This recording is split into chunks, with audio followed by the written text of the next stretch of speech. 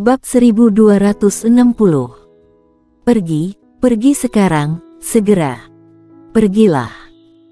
Suara warrior yang jatuh, dan dia langsung berubah menjadi cahaya pedang dan menghilang ke angkasa di depannya. Wanita itu juga gemetar dan menghilang dari lapangan.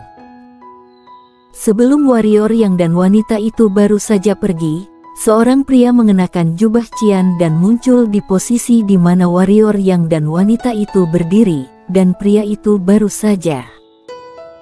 Ketika yang lebih tua muncul, yang lebih tua segera mengikuti. Penatua muncul, hampir 2 napas berlalu, dan Olga dan yang lainnya juga muncul di belakang Penatua. Tatapan sesepuh jatuh pada pria berjubah hijau dan berkata, "Yang mulia adalah Robin Feng dari Paviliun Ribuan Pembunuhan." Mendengar perkataan orang tua itu, Olga dan yang lainnya tiba-tiba terkejut. Robin Feng ini sangat terkenal di wilayah rahasia, karena dia pernah dibunuh dengan kekuatan pendekar kaisar, master pendekar ketiadaan. Dia berhasil. Pada saat itu, nama itu bergema di seluruh wilayah rahasia. Dan sekarang, angin 1000 pembunuhan telah mencapai penutup. Yang paling penting adalah Robin Feng ini tidak pernah melewatkan tembakan sejak debutnya. Pria berjubah hijau itu menoleh dan melirik yang lebih tua, dan berkata, "Aku tidak menyangka bahwa bahkan yang lebih tua akan menyalahkanmu. Tampaknya warrior yang ini merupakan ancaman besar bagimu." Tetua berkata dengan suara rendah, "Tidak mungkin, Paviliun Ribuan Pembunuhmu tidak cukup kuat, jadi kami hanya bisa melakukannya sendiri." Pria berjubah hijau itu berkata, "Kali ini, kami tidak dapat berbuat apa-apa, jangan khawatir, karena aku, Paviliun Ribuan Pembunuh telah menerima milikmu, kepala warrior yang, aku Paviliun Ribuan Pembunuh pasti akan membawakannya untukmu." Orang tua itu berkata, "Robin Feng, orang tua ini mengingatkanmu bahwa orang ini bukan pendekar hitam biasa. Dia membunuh 2 praktisi imajiner, dan juga menangkapmu Paviliun Ribuan yang dari pembunuhan. Dengan segala hormat, apalagi kamu, bahkan jika aku mempermainkannya, aku tidak akan bisa membunuhnya." Hehe.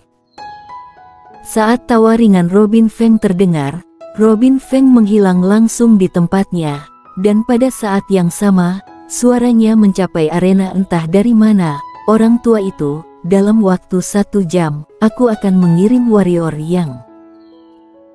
yang dibawa di depanmu. Ambil uang orang, dan ambil nyawanya untuk orang lain. Aku, Paviliun Ribuan Pembunuh, belum pernah merusak kepercayaan mereka, dan aku tidak akan pernah kehilangan kepercayaan mereka sekarang." Orang tua itu dan yang lainnya menjadi murung karena Robin Feng menyembunyikan auranya. Jelas, pihak lain tidak ingin mereka mengikuti. Idiot itu. Di samping, Olga tidak bisa menahan untuk memarahi, "Aku pikir aku benar-benar tidak tahu apakah harus hidup atau mati." Orang tua itu menggelengkan kepalanya dan berkata, "Dia pernah menjadi putra surga yang disukai, dan dia juga telah membunuh penguasa pendekar alam dengan cepat. Wajar, dia memiliki modal untuk menjadi sombong.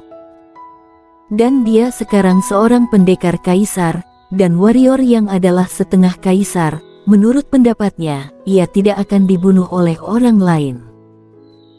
Sayangnya, ia meremehkan warrior yang jauh diremehkan."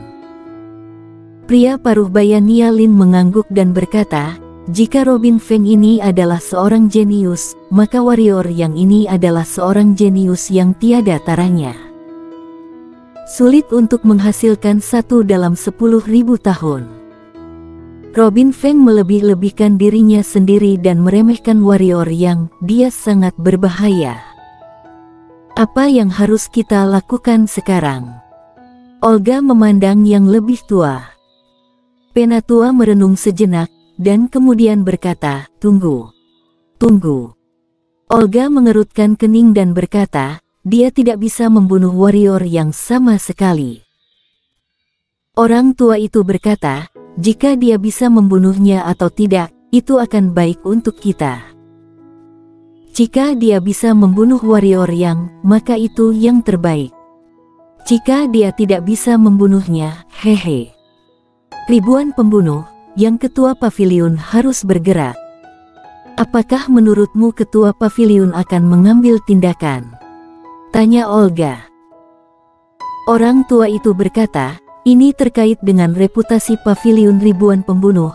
Lawan pasti akan mengambil tindakan. Jika lawan tidak melakukannya, maka reputasi pavilion ribuan pembunuh di wilayah rahasia akan hancur total.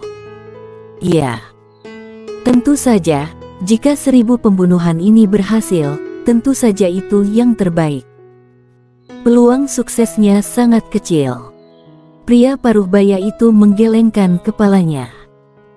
Orang tua itu berkata, kirim 1 orang untuk memantau kota kiamat. Warrior yang ini mungkin kembali. Jika dia kembali, jangan lakukan itu dan segera beritahu kami. Segera, seorang lelaki tua pindah dan menghilang dari lapangan. Penatua mengangkat kepalanya dan melihat ke kejauhan, matanya sedikit menyipit, orang ini tidak bisa hidup. Di pegunungan puluhan ribu mil jauhnya, warrior yang berlari melalui hutan lebat, kecepatannya sangat cepat, dan pohon-pohon kuno yang dia lewati bahkan bergetar hebat, seolah-olah ditiup oleh hembusan angin. Tiba-tiba, warrior yang berhenti karena rahasia Kenziye, wanita misterius itu, mengetahui bahwa nama wanita itu adalah Kenziye di bawah penyelidikannya. Kenziye, yang berada dalam kegelapan, tiba-tiba memberitahunya bahwa hanya ada 1 orang yang mengejar, dan ketika dia mendengar bahwa hanya ada 1 yang mengejar, warrior yang segera berhenti. Meskipun ia menggunakan pedang domain untuk mempelajari hukum ruang, pengetahuannya tentang ruang masih jauh lebih rendah daripada Kenziye. Misalnya, Kenziye dapat merasakan dan mempertahankan hampir 2 ruang dalam 1 juta mil, tetapi ia hanya dapat merasakan tentang 1/2 juta mil. Ini juga hal yang sangat normal. Kenziye telah memahami hukum luar angkasa selama bertahun-tahun, dan dia baru menyadari bahwa dia tidak sebaik pihak lain. Secara alami, itu normal. Alasan mengapa dia melarikan diri sebelumnya adalah karena ada hampir 8 pendekar yang mengejarnya, dan 8 pendekar dan penguasa alam semesta. Dia secara alami ingin berlari, dia belum merasakannya sejauh mana seseorang mampu bertarung melawan 8 ahli pendekar. Dia di sini. Begitu warrior yang berhenti, suara Kenziye terdengar di benaknya. Warrior yang mengangguk, dan dia merasakannya sendiri. Warrior yang melirik ke lapangan, lalu mengambil napas dalam-dalam, duduk bersila di tanah, dan berkata, akhirnya bisa disingkirkan. Setelah berbicara, dia mengeluarkan beberapa batu kecubung yang ditelan dan kemudian mulai menyerap energi hitam. Tidak ada pergerakan di lapangan. Warrior yang memejamkan matanya, dan di sekelilingnya ada batu kecubung. Batu kecubung ini terus-menerus memancarkan energi spiritual ke arahnya. Waktu berlalu sedikit demi sedikit, dan tidak ada gerakan di lapangan. Dalam sekejap mata, hari mulai gelap. Warrior yang di lapangan masih duduk di tanah, dan masih banyak batu kecubung di sekitarnya, dan batu kecubung itu berada di bawah kendali warrior yang mulai untuk secara spontan menyala, dan kemudian berubah menjadi energi spiritual dan bergegas menuju warrior yang. Dan seperti itu, sudah larut malam. Sepotong hitam satu, tidak bisa mencapai 5 jari. Tiba-tiba, ada angin di lapangan. Angin sepoi-sepoi, dan dedaunan pohon-pohon tua di sekitar mereka mulai berayun lembut. Warrior yang masih duduk bersila dan menyerap energi spiritual, tanpa gerakan sedikit pun. Pada saat ini, rambut warrior yang berkibar sedikit, dan kemudian, warrior yang merasakan angin sepoi-sepoi, dan tepat ketika ia merasakan angin sepoi-sepoi, belati tidak berguna. Tanda itu muncul di depan warrior yang, harus dikatakan bahwa itu muncul di tenggorokan warrior yang.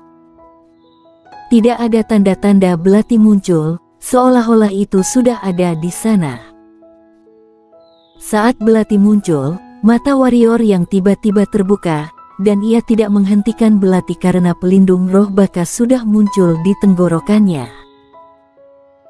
Saat warrior yang membuka matanya, niat pedang muncul tepat di depannya, dan kemudian memegang pedang yang muncul pada waktu yang tidak diketahui di tangan kanannya, dia langsung menghadap ruang di depannya. Tusukan. Ting. Ci. Belati diblokir oleh perisai roh baka, dan di depan warrior yang, ada seorang pria berjubah hijau di beberapa titik, angin di sekujur tubuhnya tiba-tiba menghilang. Dan pedang warrior yang dimasukkan ke dalam perut pria berjubah hijau itu. Hening sejenak, dan pria berjubah hijau tiba-tiba berteriak dengan marah, dan kemudian embusan angin tiba-tiba muncul di lapangan. Kemudian, pedang angin yang tak terhitung jumlahnya tiba-tiba menembak ke arah warrior yang dari segala arah, dan pria itu berjubah hijau tiba-tiba melesat ke arah warrior yang, aku langsung berubah menjadi gumpalan angin dan melayang ke belakang.